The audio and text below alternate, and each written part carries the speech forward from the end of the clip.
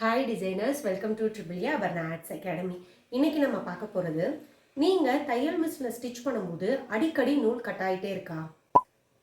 அப்படி இல்லைன்னா மெலிசான கிளாத்தை நான் ஸ்டிச் பண்ணும்போது கரெக்டாக இருக்குது, கொஞ்சம் திக்கான ஃபேப்ரிக்கை ஸ்டிச் பண்ணும்போது எனக்கு நூல் கட் ஆகிட்டே இருக்கு அப்படின்ற ப்ராப்ளமா? அட போங்கப்பா, எனக்கு தையலே விழுக மாட்டேங்குது அப்படின்னு நினைக்கிறீங்களா? அப்போது கண்டிப்பாக இந்த வீடியோவை சேவ் பண்ணி வச்சுக்கோங்க, உங்களுக்கு யூஸ்ஃபுல்லாக இருக்கும். என்னை வச்சு ஒன்றும் காமெடி பண்ணலையே. இப்போது ஃபஸ்ட்டு இந்த ஸ்க்ரூவையும் அதே மாதிரி இந்த ஸ்க்ரூவையும் நீங்கள் ரிமூவ் பண்ணி இந்த பிளேட்டை எடுத்துருங்க. இதுதான் ஃபஸ்ட்டு ஸ்டெப்பு. இந்த 3 ஸ்க்ரூவையும் லைட்டாக லூஸ் பண்ணுங்கள். ஃபுல்லாக ரிமூவ் பண்ண வேண்டாம், லைட்டாக லூஸ் பண்ணால் மட்டும் போதும். இது மாதிரி 3 ஸ்க்ரூவையும் லூஸ் பண்ணிவிடுங்க. அதுக்கடுத்து நீடில் ஃபுல்லாக பஞ்ச் பண்ணிவிட்டு லைட்டாக மேலே எடுங்க.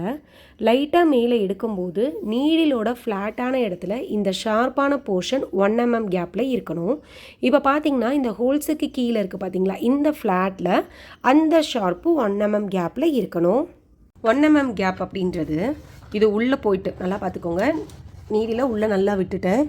இப்போ வெளியில் வர்ற இந்த இடத்துல உள்ளே விட்டு லைட்டாக மேலே எடுத்துகிட்டு இந்த ஷர்ட்டில் நான் இப்படி இது பண்ணுறேன்.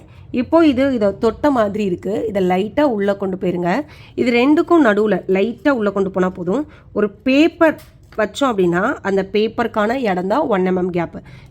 இதுதான் கரெக்டான பாயிண்ட்டு. இப்போது இந்த 3 ஸ்க்ரூவையும் டைட் பண்ணிவிட்டு மேலே அந்த பிளேட்டை ஃபிக்ஸ் பண்ணி கீழே பாபின் மாட்டி ஸ்டிச் பண்ணி பாருங்கள், எல்லா ப்ராப்ளமும் சால்வ் ஆகிருக்கும்.